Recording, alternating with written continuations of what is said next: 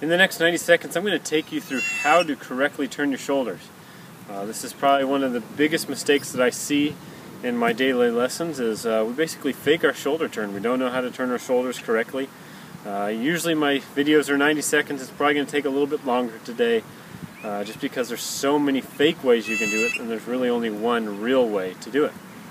So, the first fake shoulder turn that I see is people set up, and we've been so set on plane and getting on plane. We talk about it on TV everywhere. Alright, so people are caught up on plane way too much. So they'll set up and they'll just push that club across their chest. Okay, the club face is closed. Alright, the club was on plane, but you can see you've turned your shoulders about 10-15 degrees. Okay, when the club is parallel to the ground, you should have about a 40 to a 45 degree shoulder turn. Alright, so the first thing you need to realize is it doesn't matter if it's on plane if you're not actually turning your shoulders. That closed club face at that position is death to a lot of us.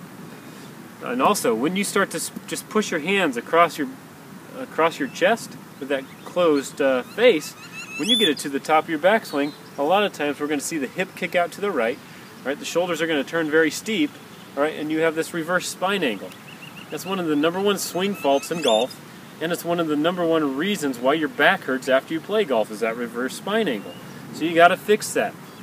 So when you set up, instead of just pushing your hands across your chest, what I want you to start feeling, okay, pay attention to what your shoulders do. If they dip underneath and your head drops, or if you stand up, which most people don't do, most people think of turning their shoulders up, getting their shoulders underneath them so they can get their hands up in the air. Okay, that's going to cause that back pain.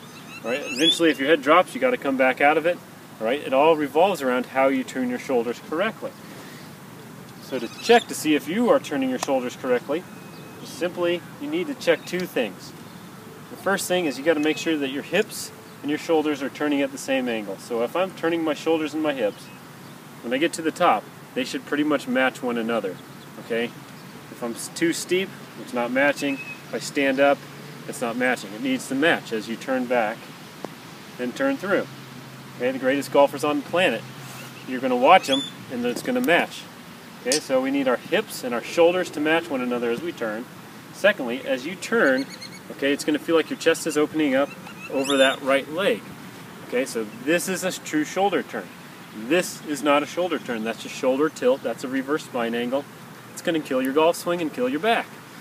So set up, right? Don't worry about playing in the beginning, but you need to really concentrate on turning over that right leg, getting that chest open. See the nice extension that you can create. Okay, that is not a shoulder turn. You've got to turn over that right leg, good extension, all right, and start playing better golf, pain-free. Create some more power. So next time you go to the range, check and make sure that you're not tilting, but you're actually turning your shoulder for better golf.